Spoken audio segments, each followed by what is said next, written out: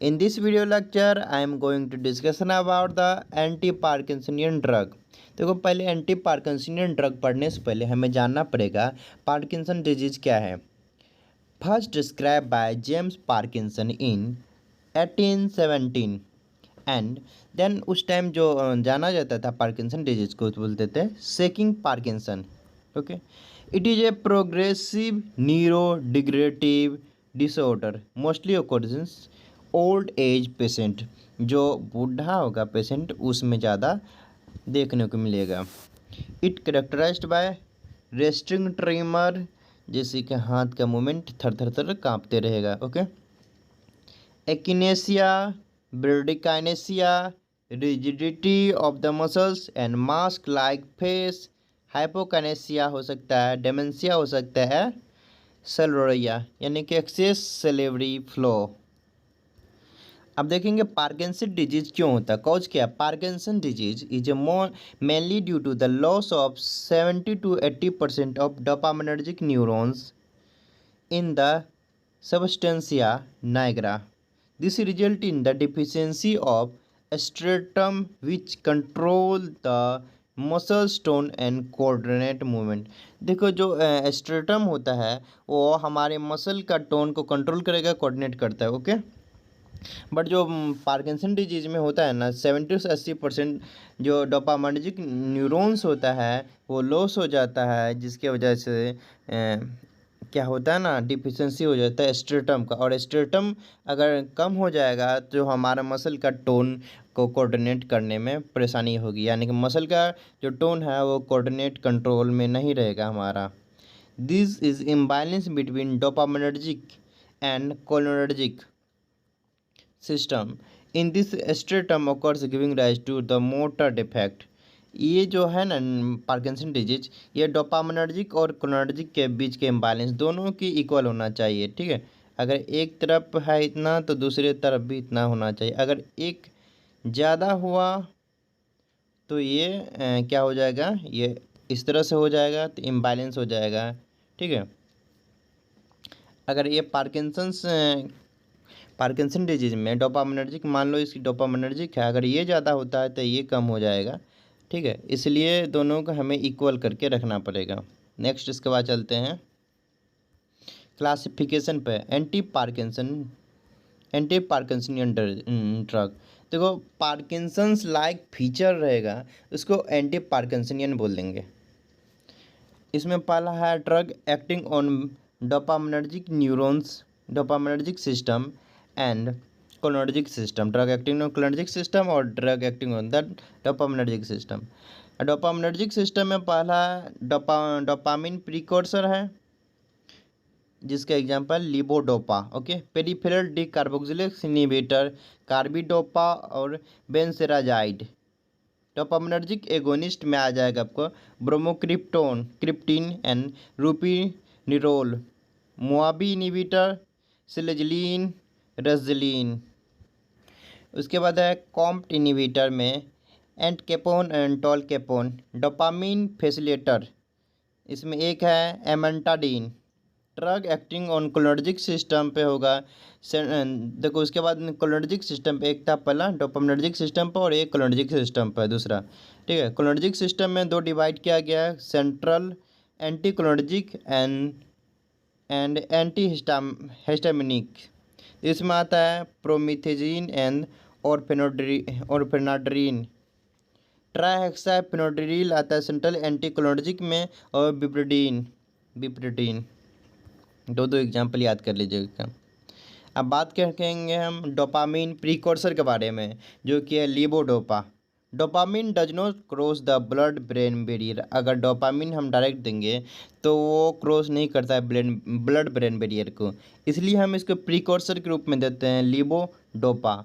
Will cross the blood barrier, जो कि blood brain barrier को क्रॉस करता है। Okay, precursor levodopa metabolized by dopa decarboxylase pyridoxine cofactor है। जो डोपा डी कार्बोक्सिलेज से लीवोडोपा मेटाबोलाइज होगा डी कार्बोक्सिलेज से, डोपा डी कार्बोक्सिलेज से, और डोपामिन में कन्वर्ट होगा।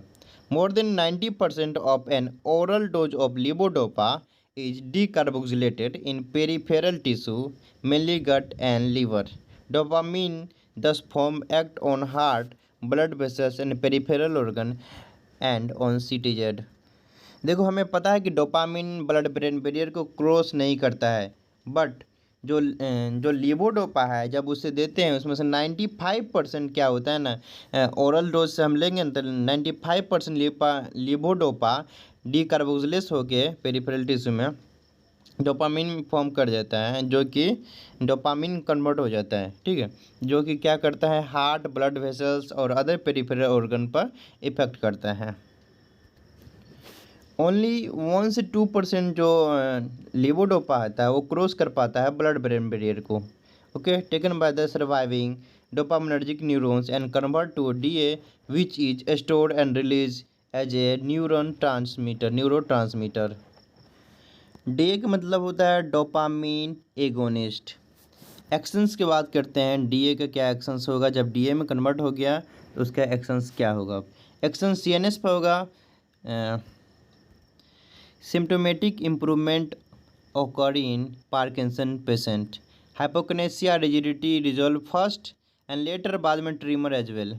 देखो पहले हाइपोकाइनेसिया और रिजिडिटी ठीक होगा, उसके बाद ट्रेमर ठीक होगा। सम पेशेंट में प्रोग्रेस टू एक्साइटमेंट।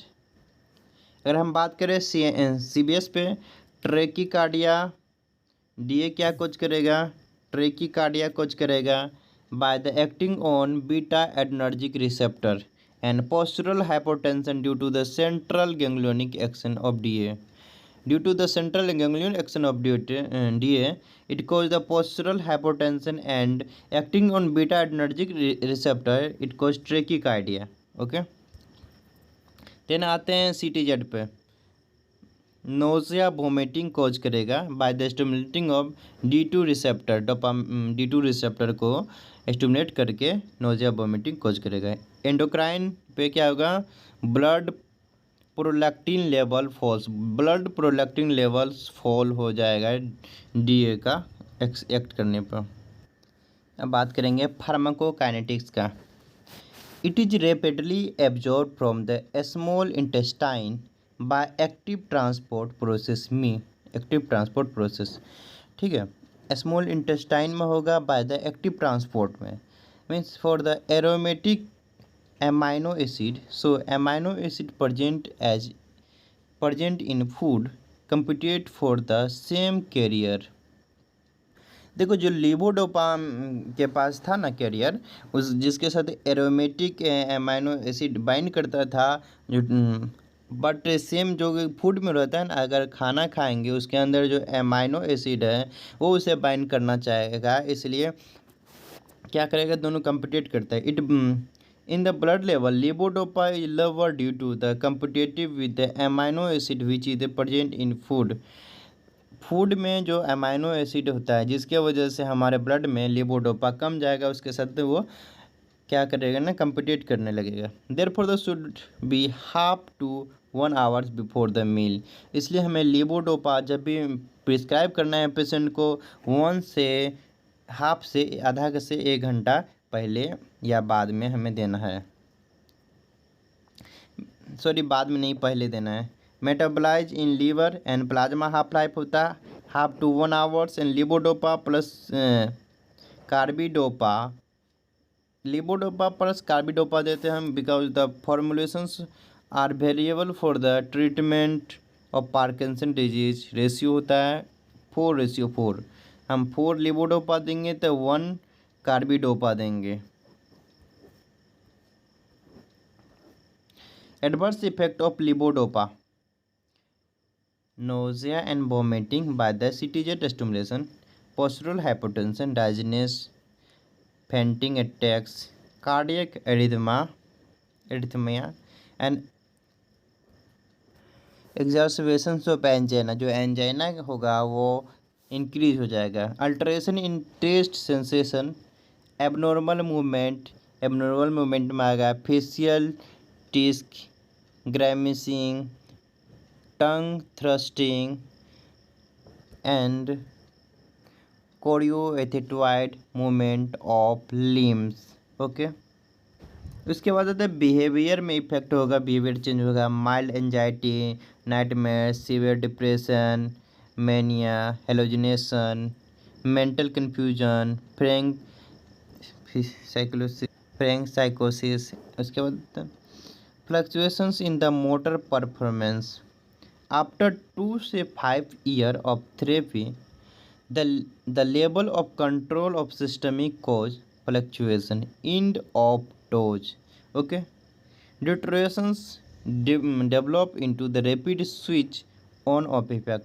आपको पता है ऑन ऑफ इफेक्ट इंपॉर्टेंट है, जिसके बारे में हम यहाँ बात करेंगे। ठीक है, ऑन ऑफ इफेक्ट क्या है? जब हम 2 से 5 साल से ज़्यादा 2 या 5 साल के आसपास में हम मेडिसिन लेते हैं, लेवोडोपा का थेरेपी चलता है, जिसकी वजह से क्या होता है ना कि कंट्रोल, जब हम इसको इंड करते हैं, मेडिसिन को रोकते हैं, थेरेपी बंद होता है, तो कभी कभी एकाएक उसका कंट्रोल खो जाता है, और जिसकी वजह से पूरा सिम्टम आने लगता है, उसके बाद फिर नॉर्मल हो जाता है। On off effect without wearing off sudden person goes full from full control to complete reversible back to bradykinesia, tremor, ETC. जो हमारा सिम्टम था ब्रेडिकाइनेसिया ट्रेमर, वो स्टार्ट हो जाता है सडनली, ओके, पेशेंट में, and lasting 30 minute to the several hour then get control again. 30 minute से करीब कुछ घंटा के बीच में फिर से पेशेंट नॉर्मल पोजीशन में नॉर्मल हो जाता है। ठीक है, फिर से कंट्रोल आ जाता है उसमें। यूजली आफ्टर 2 या मोर ईयर, तो लेवोडोपा का हम 2 या 2 से अधिक समय तक ईयर तक हम यूज करेंगे। तो ठीक है, इन दिस वीडियो में हम इतना ही बात करेंगे पार्किंसन डिजीज़ के बारे में। आगे की वीडियो हम इस पर बनाएंगे। अगर आपको अच्छा लगे तो लाइक सब्सक्राइब कर दीजिएगा। Thank you for watching.